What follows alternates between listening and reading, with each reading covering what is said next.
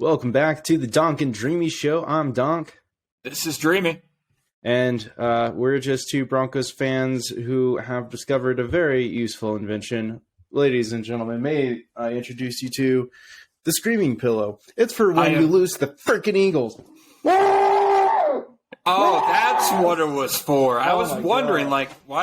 how come you're calling it a Screaming Pillow? Now I get it. Yes. Now you see. It keeps me from killing everyone that uses headphones.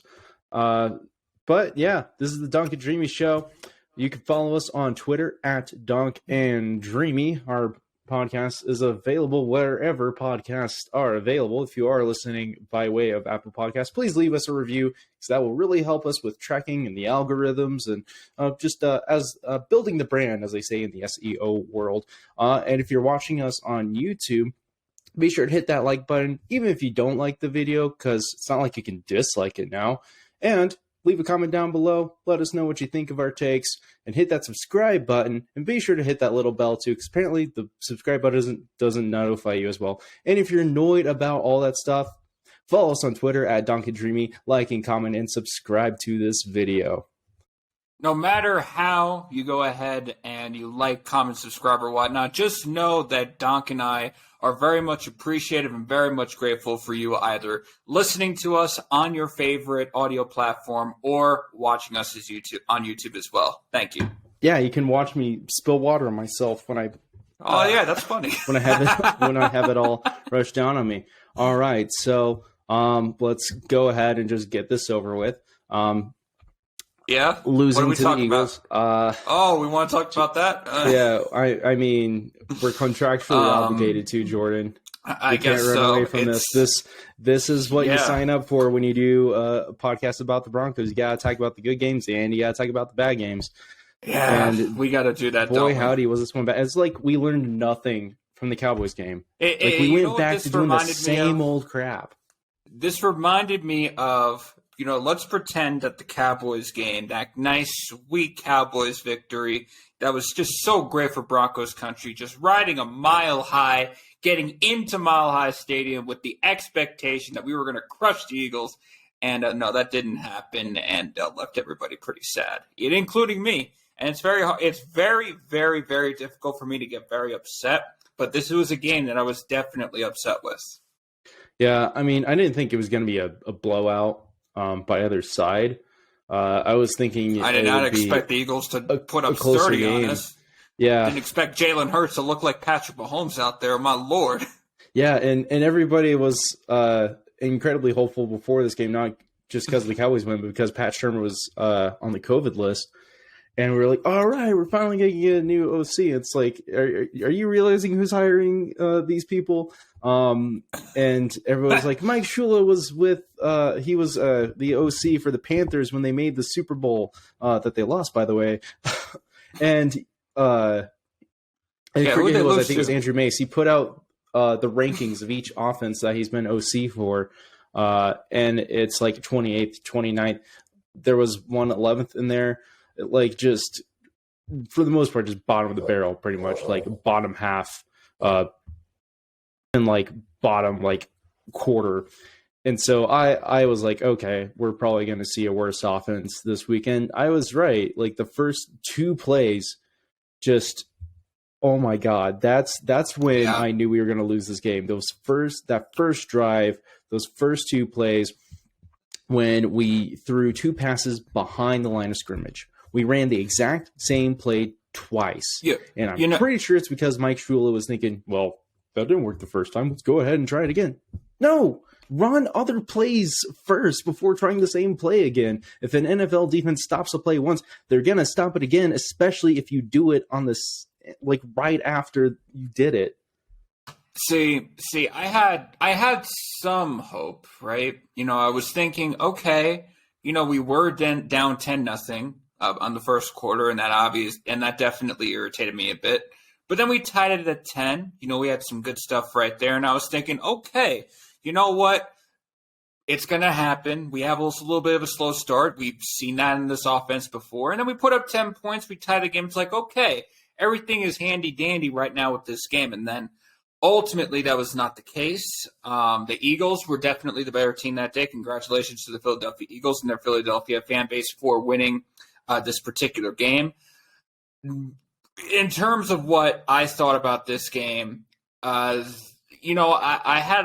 have love for Teddy Bridgewater, right? Though, with that being said, we need to talk about that defensive touchdown from Mr. Bridgewater. We need to go ahead and elaborate on that. So here's the funny thing. My mom actually texted me about an hour and a half ago asking me what I thought about the Bridgewater thing. And my mom doesn't really watch football. Like, she has had to have been reminded multiple times throughout the years, like pretty much since I adopted the Broncos back in 2013, when I moved to Colorado. I've had a reminder that I don't like the Chiefs because they're divisional rivals, and it doesn't matter that Patrick Mahomes plays for them. Being a Red Raiders / Broncos fan is a very conflicting experience, let me tell you. But she texted me like, "What do you think about this Bridgewater thing?" So my first thought is, did he do something controversial? Like, did he say something like just super disgusting? Like, is he getting canceled or something? And so I'm checking Twitter, I'm checking Reddit, I'm checking all the social things, and I just see the same old. And so I'm just like, are you talking about like the no tackle? And she's like, yeah. And so to see that get spread to her, maybe it's just algorithm thing. She's probably been looking at a lot of Broncos stuff since we started the podcast. My mom's been fantastic support of the show. I love you, Mom. And thank you, Spencer's mom. We appreciate you. Yeah, probably our number one fan right now. But for me, like, my thought on this, it's just an all around bad play. So you have Melvin Gordon, who has been real. He's had some good runs this season. Well, just for us in general. But he has also fumbled the ball in really critical situations, and he's done it multiple times. Absolutely. And, he did it at the worst time, and it just, you have to maintain control of the ball. But Teddy was right there. He could have done something about it. He could have at least, blocked somebody and then gotten to Slay. But, I mean, and I get, not wanting to get injured. He is probably one of those quarterbacks that's most understandable for, because he's suffered a horrific injury before. Oh, yeah. No doubt. But, I mean, you got to go for it. Like, you got to... I'm trying to be careful with my phrasing, because I know, like, each and every game these guys are trying 100% to win. Like, you don't get to the NFL by just giving up. No, of course not. You are in the NFL because you have a sense of character within you. You have a sense of ability that, again, there's a lot of college football teams that are out there before you get to the NFL. We were just kind of speaking to Texas Tech.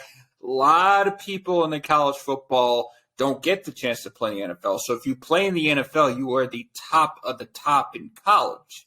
And that's certainly and we're certainly not, before we continue our diatribe, we're certainly not disrespecting Teddy Bridgewater and his ability to play.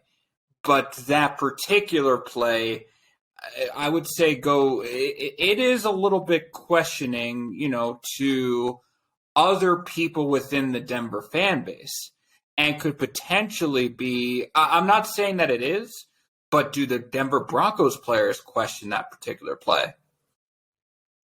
Maybe. I mean, he definitely could have made a tackle. He can argue as much as he wants that maybe it was a long-term decision, puts us in the best position to, win games the rest of the season. But if we don't win this game, we talked about this in the last episode, this is a game that we need to win because all of our other divisional opponents have. This was a must-win game. This was a must-win game. And as close as the AFC West is right now, like, we are seriously one game behind from being in first in the division. I personally don't think that means anything. We'll talk about that later, I think.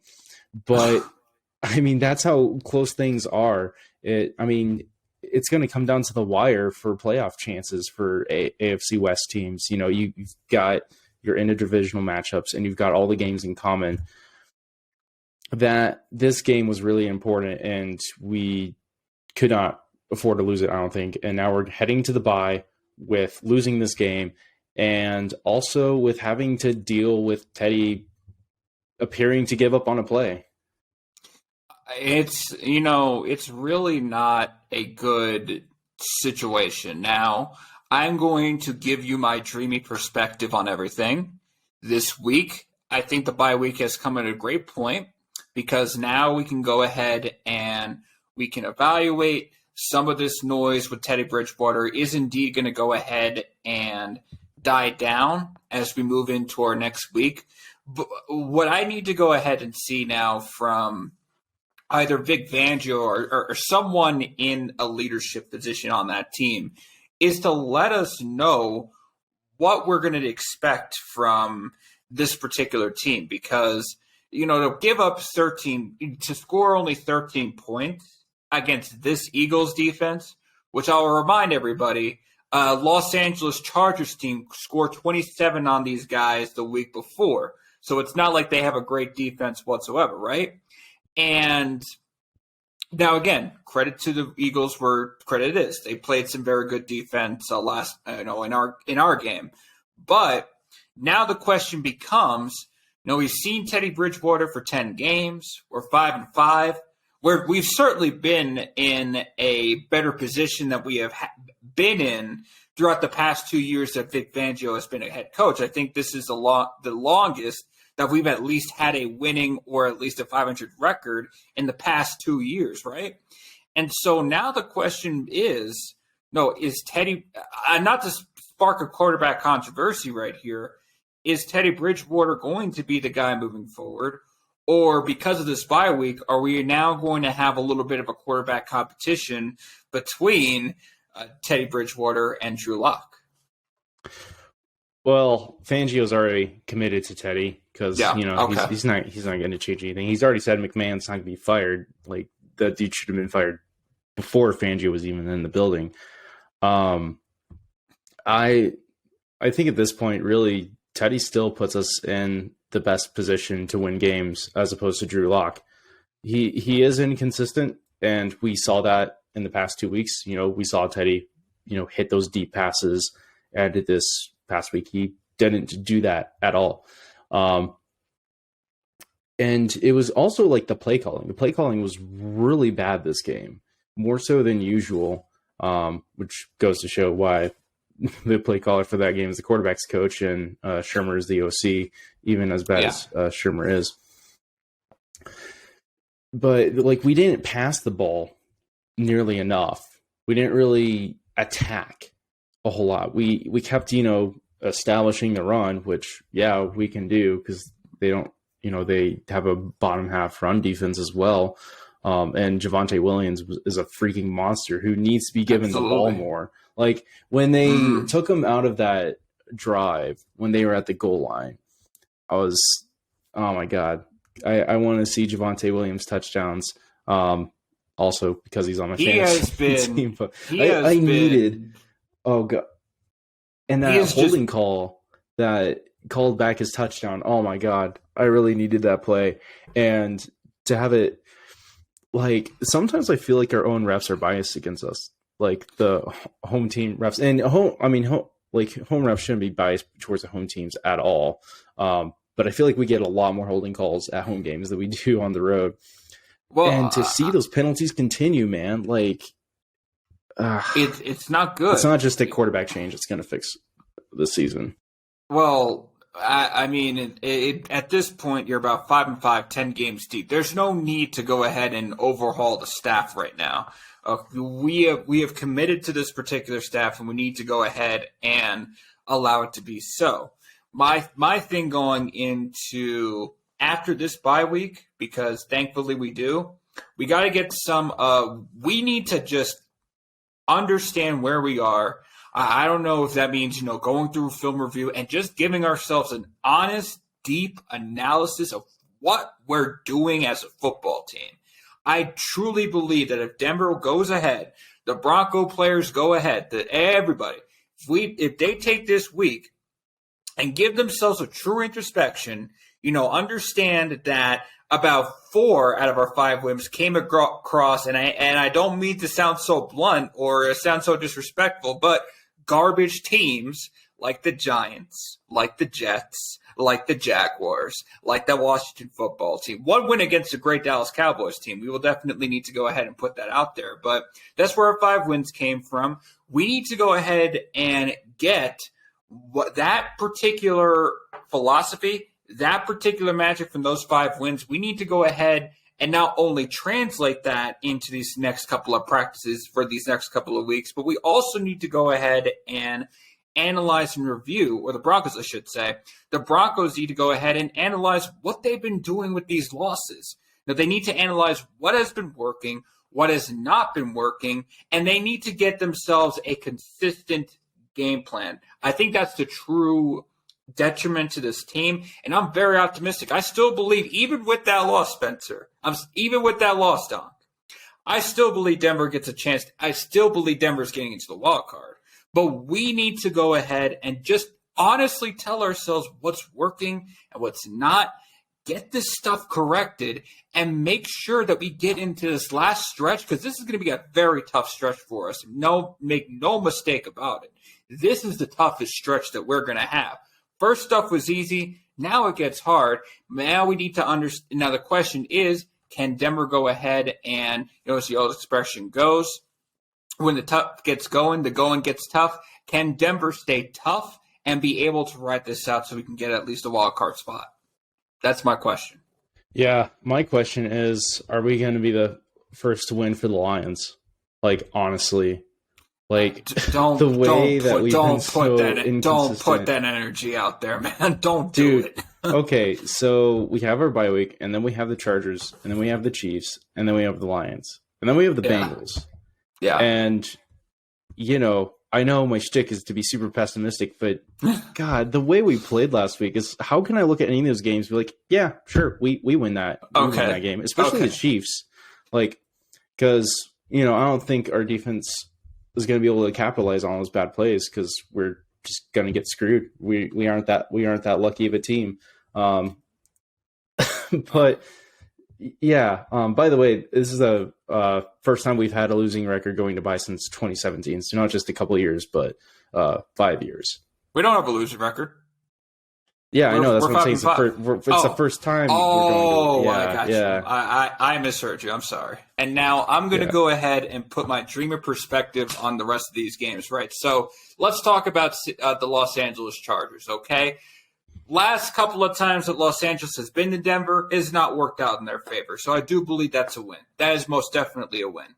The Chiefs, yes, is difficult, and yes, they've gotten our number, but I will remind you the last time we went to Arrowhead was a very close game with Drew Lock as our quarterback. So with Teddy Bridgewater, if that is the case, if that is the case, I'm right now believe that Teddy Bridgewater is going to, let's go ahead and let's just say Teddy Bridgewater is the quarterback and not have any debate or controversy. I honestly don't see how Drew Lock would make things better.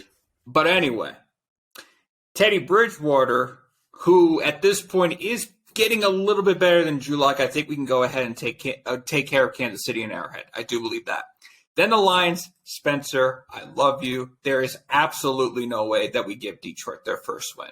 There's absolutely we no should way. win that game, but we also said that about the Eagles. Okay, that was then with Philadelphia. This is now. We did not win against Philadelphia. But that is okay. That was before. This is the post Philadelphia Broncos, Jordan. Absolutely. There is no hope. We're all gonna die. Spencer? Just resign yourself to the fact that we're gonna go. We're gonna go 7-10. There's no be bottom of the AFC West. There is no need to push Teddy again for another year. By the way, do you want Aaron Rodgers? Do you want Aaron Rodgers to come here to Denver next season? Do you think that's going to happen? Do you see any realistic chance of that? We might as well talk about it.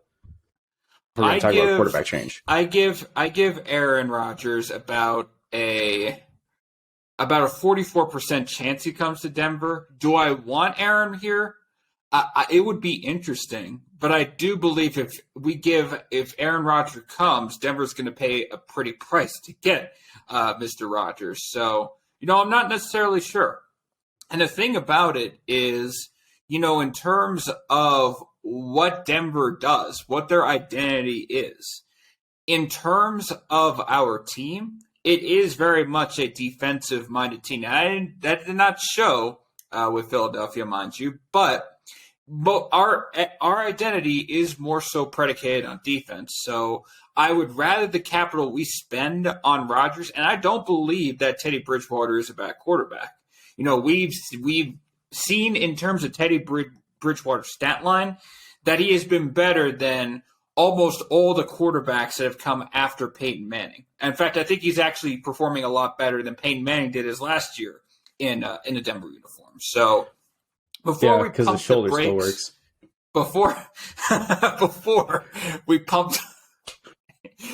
we pump the brakes on a 7-10 season, Donk, let's understand where we are, that we have a good chance to get into wild card, and I still believe that Denver does indeed get a wild card position, if not the division title, because that's definitely still within our reach. Yeah. I honestly think, going back to Aaron Rodgers, I honestly think there's probably maybe 9%. I think he's going to re-sign with the Packers, honestly. And, after what it Jordan came out Love that he did wasn't to Kansas vaccinated, City. the way he reacted to that situation, it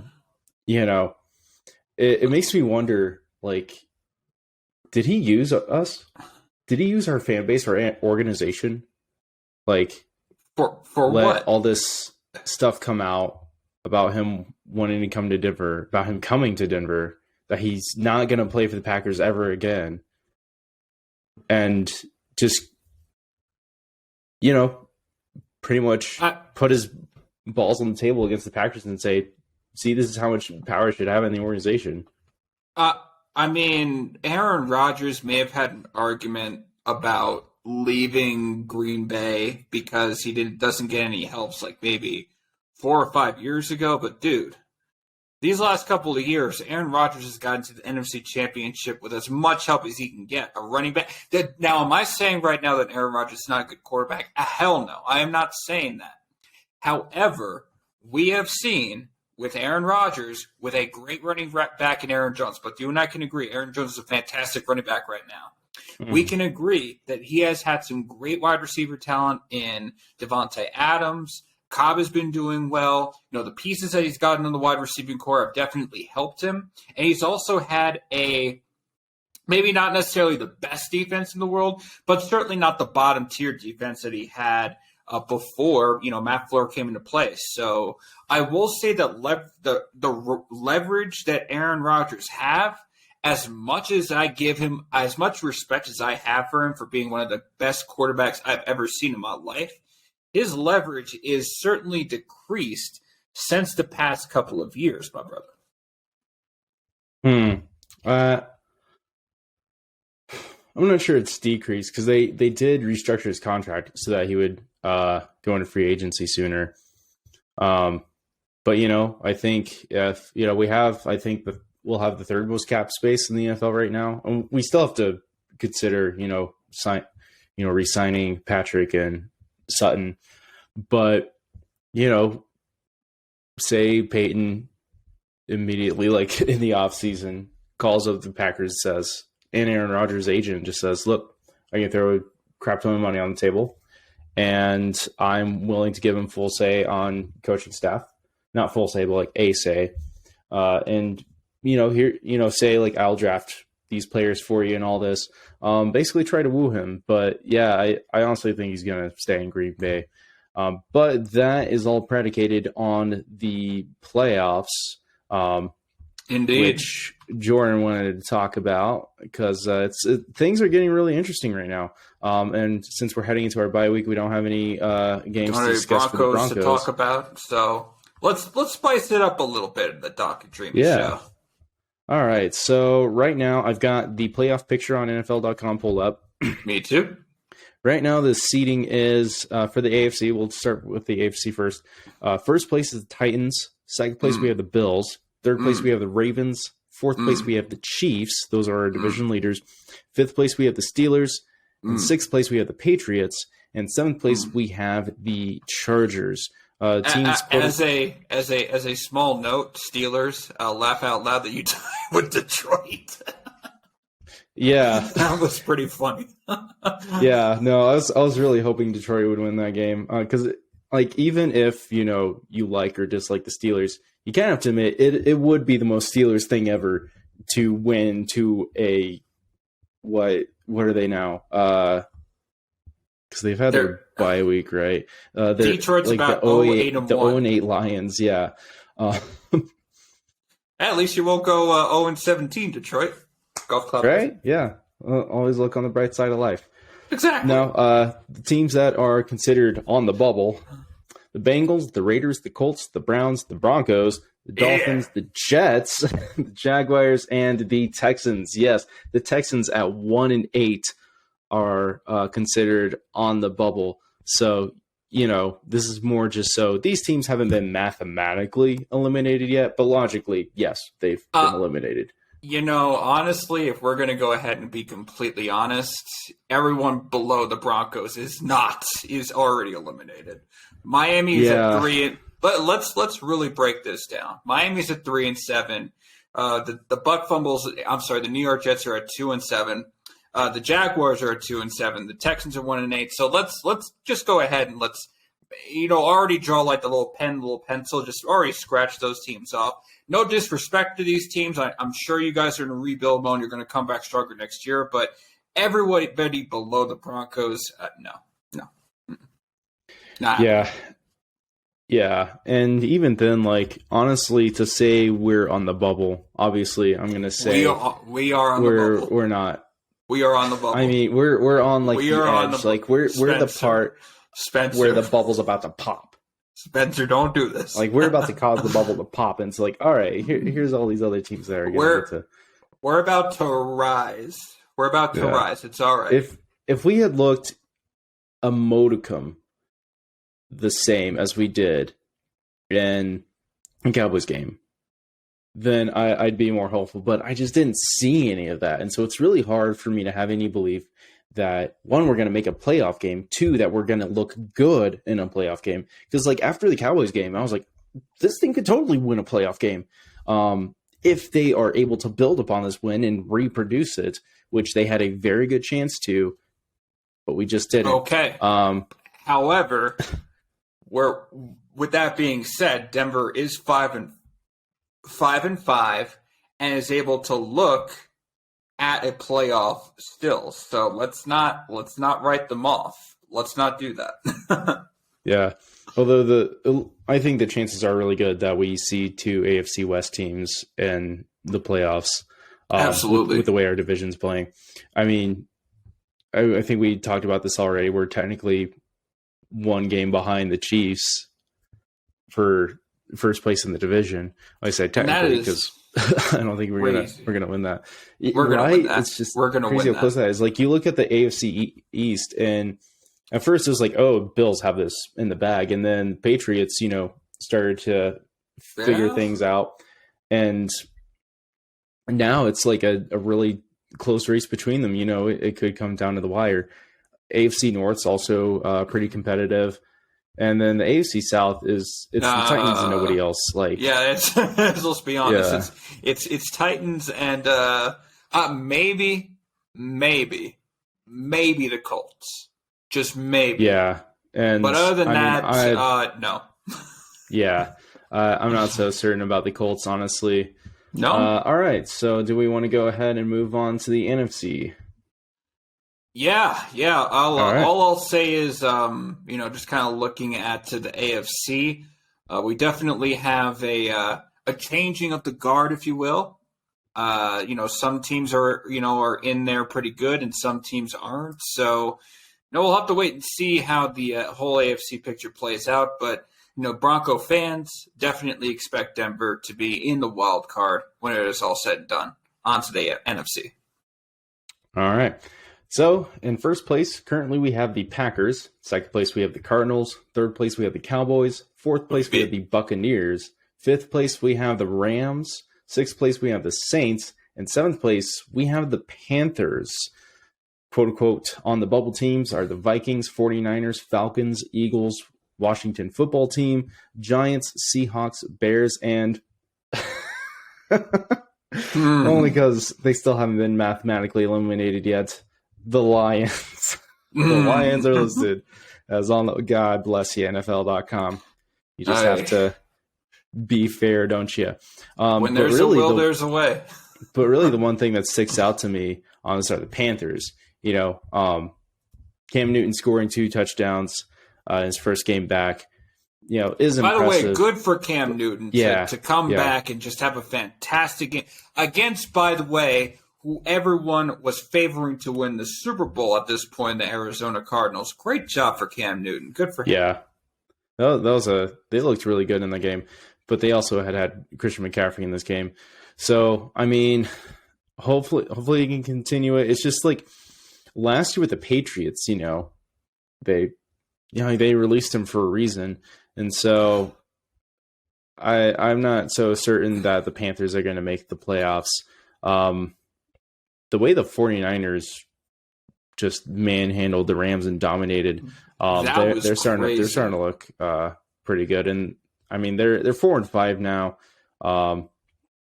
So I think if they just keep at it, their division is actually really close.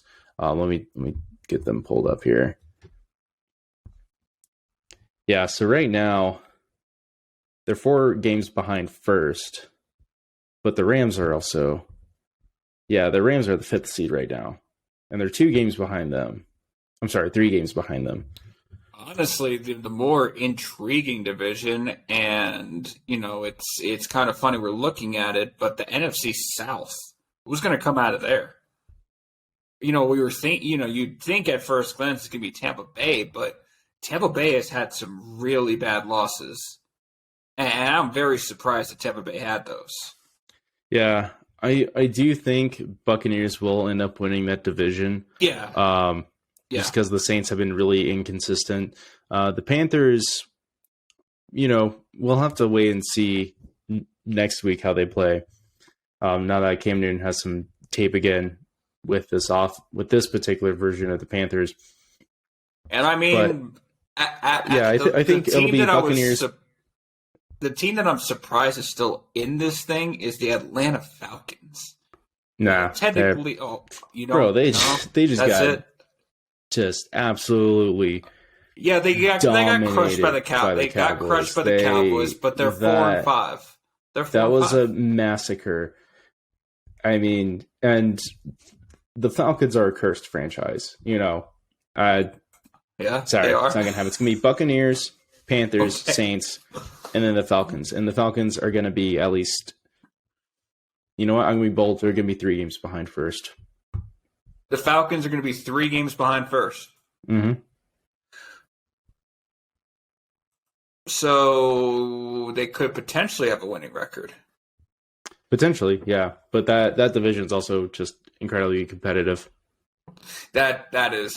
You know, whenever I kind of look at, and this is just kind of going on in history right here, the NFC South has probably had the most in terms of variety over division winners, division leaders. So it's always with quarterbacks that always kind of do like a little shootout thing. So it's always fun to watch those kind of NFC South divisional games because you know it's going to be like a fantasy smorgasbord for those that play it. Yeah, whereas the NFC West, you know, if you needed 37 points from Stafford and the Rams kicker, you're SOL. Good luck getting any points at all from anybody on the Rams. All right, so let's take a look here at the rest of these teams. Yeah. And then you want to talk about the NFC North or NFC East next? Why even bother with the NFC East? Cowboys are winning that division easily. It's not even it's no contest. No contest. NFC North is slightly more interesting. But not really. I mean, it's the same problem that the Falcons have had for the Vikings, and they actually have the same records. They've just been very consistent and back and forth. And the Bears are just the Bears are handicapped by Nagy. The Bears are trying to see what Justin. I feel Fields so can bad do. for Bears fans. They have a great team. Like they have a great fan base. I mean, they could be competing with. I think with better coaching, they could be competing with the Packers for first in the division right now. But Nagy is he doesn't know how to call plays. He doesn't really know how to make plays. It seems like he can't just admit mistakes. He has let his ego he's just been such a dick to everyone. We watch his press conferences and what?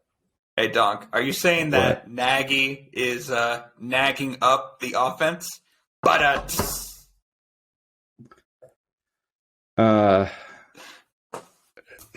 Sure, I'll give that. You know what? I'm beyond caring right now. We lost the Eagles. I'm dead inside. That's what that means. Dead. I'm just dead inside. Spencer, humor is no longer a thing. Spencer, life is just a river that I'm just aimlessly, Donk, aimlessly floating on. Come back. And then there's an eddy. No, it's right there, and it's a massive one. It's a big one, and it leads right into a waterfall. Now I'm just floating. There's no branches, no rocks. It's the shore is glass. There's nothing to grab onto. I am stuck in this river. That is the Denver Broncos, and I am trapped. Where the waterfall goes, I don't know. Oh my God! But I'm afraid, Jordan. Spencer, I'm afraid. There's and that no waterfall is the end of the season. There is no need to be afraid. The Broncos are making the wild card. It's okay. I know how bad that game against Philadelphia was. Maybe it was a wake-up call, for us to, because we're kind of feeling ourselves after the Cowboys win. Maybe this loss is going to get us in perspective. Again, we got 2 weeks before our next game, 2 weeks of practices. We're going to right the ship against Los Angeles. We're going to kick them in the butt. Then we're going to kick Kansas City in the butt and Arrowhead. And then we're going to be able to make the wild card, and then we can all just relax. That's what we're going to do. We're going to relax. I appreciate your optimism. I do think we could potentially beat the Chargers. And God, I hope we beat the Chiefs because this is the year that we can do it. We are. Before Denver we get a new quarterback. This is the year. The Chargers. Denver is beating the Chiefs. I'll even go ahead and say Denver is beating the. In fact, let's go ahead and let's take a look at the schedule. Okay, Denver is beating the Chargers. Denver is beating the Chiefs. Lions. You know what? We're winning out. I'm saying this right here, right now. Don't you laugh. Don't laugh. Don't laugh. Denver is winning the rest of the game. Denver is winning out. All right. Denver is winning out. Jordan, we got to move on. I can't take this anymore. You can't. It's lunacy. It's lunacy. Folks, I'm so sorry. I promise he is mentally okay. However, I can Google real quick how to get him institutionalized. Don't worry. I've got it. Donk's got it, folks. All right. So now, since you were talking about how we were winning things out, so this is really funny. I saw this on Reddit today. Apparently, at the beginning of the season or before the season, somebody on the Raiders subreddit did a coin toss for each game. It's like heads, Raiders win, tails, they lose. And did that for each game on their schedule. And so far, as of now, going into week 11, the Queen has gotten every single game right. And it's projecting them to get a 10-7 record, which absolutely would get them in the playoffs. Probably first in the division. Depending on how the rest of the divisional matchups shake out. But yeah, scary stuff. It had them sweeping us, by the way. That's not happening. But that's not happening. Since the Broncos are on bye, Jordan, are there any games that you're gonna watch this week, or any particular matchups that are catching your eye? Absolutely. Just because the Broncos aren't playing doesn't mean I like to go. Doesn't mean I don't enjoy watching other games. So just kind of looking at our schedule, I do see that a game that I'll be definitely keeping my eye on slightly just because it has the potential to change the outcome of a couple of seasons for a couple of different teams. Colts and Bills, that'll be kicking off at 11 a.m. Mountain Standard Time on Sunday. Next, we're going to have I'm going to go ahead and say that the Saints and Eagles, that's going to be another game that I'll be on the watch for. Bengals and Raiders. Cowboys and Chiefs, definitely. Mark, you want a big old circle on that one. Yeah. That should be an exciting game to watch. And then Sunday night's really good. Steelers and Chargers, and so I'm all set this week. What about you? Yeah, I'm definitely looking forward to Sunday Night Football. I think that'll be kind of a stomping game. I think Chargers have sort of a get right game. You know, their offense has looked down these past few weeks, but I don't think their offense is bad. I think they've just had a few down weeks. I think they can get it right there. Cowboys and the Chiefs, absolutely. As much as we hate the Chiefs, gotta admit that's going to be an exciting game. My heart is so torn with this game, by the way, because I'm forced to take a go Cowboys kind of approach on here, and that does not do well for the soul. Nah, bro. You vote for Giant Meteor. You watch both teams score like 50 points, and once you've hit the over, you can just enjoy at the 2-minute warning, as instead of going to commercial, they cut to the guys in the booth. You're going to say, well, folks, we have some very disturbing news to report. There is a 300-kilometer wide meteor heading towards us. If you're wondering how large 300 kilometer is, well, it's very, very, very friggin' big, and it's not going to matter because by the time you see this, we're all going to be dead. Goodbye, folks. You do know, and nobody wins. You do effectively in the tie. Donk, you do know if that happens, that is also catastrophic for that will also die. Well. Yeah, I want to die because we lost to the Eagles. Spencer, I know you said that I'm good and I might need help, but I don't know, man. We might need to talk. Come on, man. Root for Giant Meteor. Look, you got Cowboys, you got the Chiefs, you got Giant Meteor crashing down, and then both. Come on, it's a win-win. We get rid of the Chiefs, we get rid of the Cowboys. Hold on. We get rid of the Giant Meteor. Hold on. In all seriousness, for those that are going through mental health issues, complications, please talk to somebody. Please. Yes. All right, I say don't it hold facetiously, it in. but yeah, if you are having those thoughts for real, trust me, there are people out there that love you and care about you. You may not know them. You may not know what they look like, but they do.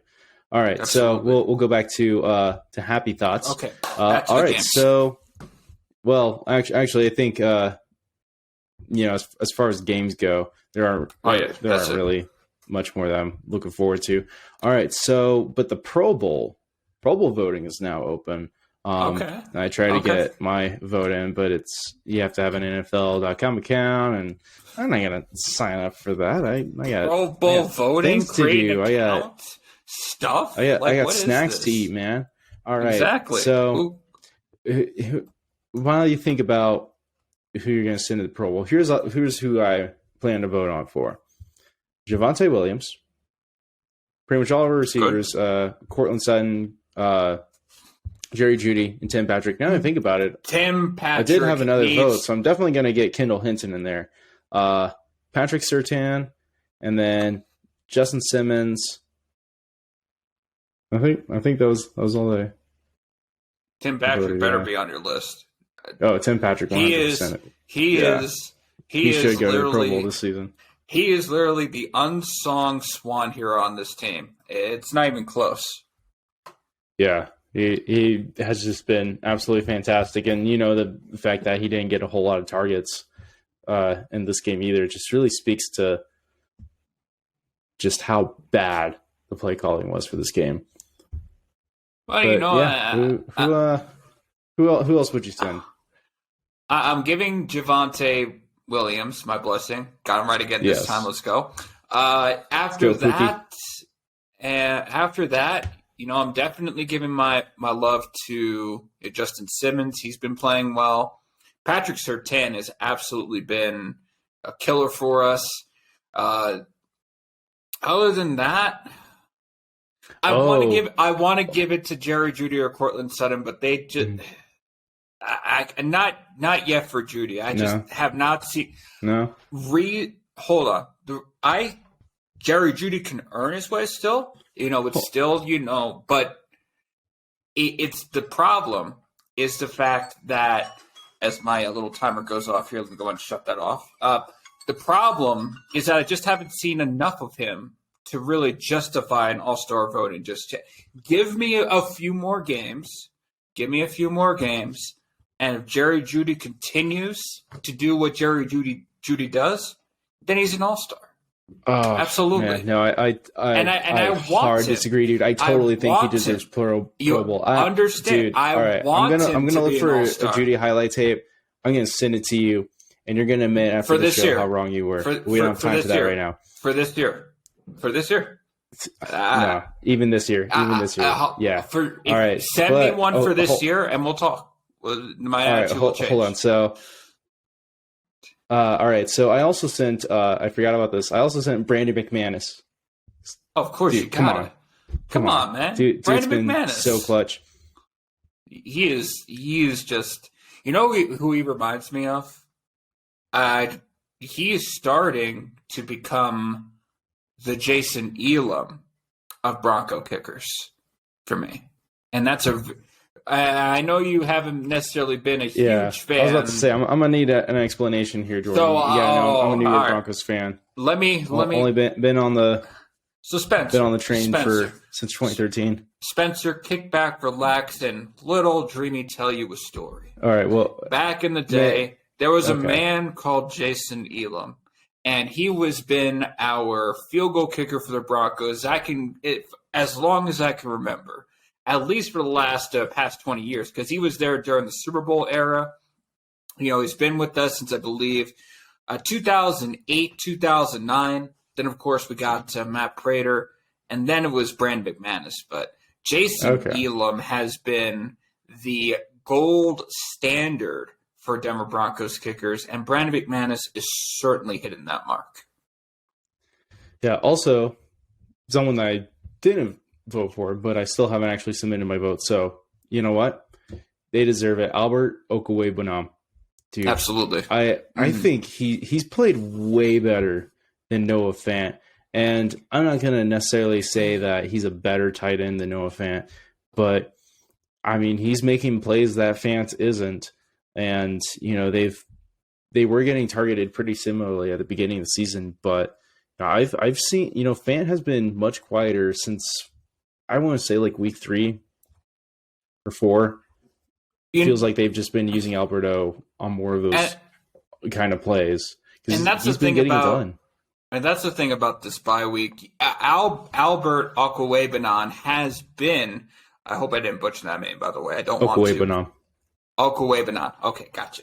Albert Okwuegbunam has definitely been. There's an M at the end. Okwuegbunam. Albert Okwuegbunam. Yeah. Got it? Awesome. Yes. So I think so. Albert Okwuegbunam and Noah Fant, there's certainly been a discrepancy in terms of stats, but that's also where the bye week comes into play. Let this team reset itself. We've enjoyed the highs of 5 wins. We've also enjoyed the lows of 5 losses. We're still very even keel. We still have ample games left before anything has been called out in stone. And I do believe that once we get everything kind of right, we get Noah Fant back into things. Our offense starts to pick things up. Teddy Bridgewater goes back to what Teddy Bridgewater does best, and we being consistent. Exactly, and that's okay. Hey, listen, that's all. That is what I want. I want to see Teddy Bridgewater be consistent. I want to inconsistent. I said be inconsistent. Oh, no. That's why I was so confused to your reaction.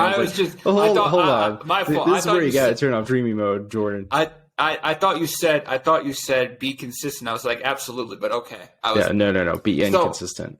That's why we're 5-5. I got you. I don't agree with you. Teddy Bridgewater is going to be consistent, and like I said at the beginning, or somewhere in the middle of this podcast, or somewhere in the middle of this episode, Denver is going to win the season out. Denver is going to be 12-5 before it's all said and done. Boom. All right. Well, we'll just have to wait and see. You did say we'd beat the Cowboys, so I'm willing to grant you that. But we also both thought we'd beat the Eagles, as I have harped on throughout this episode. All right. But I think that'll do it for today. We will have an episode next week. We'll have what we are calling a mid-season, off-season episode. So we'll be talking about all the lovely coaching and roster drama that everybody just loves hearing about in the off-season. Once again, this is the Donk and Dreamy Show. Follow us on Twitter at Donk and Dreamy, and we'll see you folks next week. Hail Peyton. Go Broncos.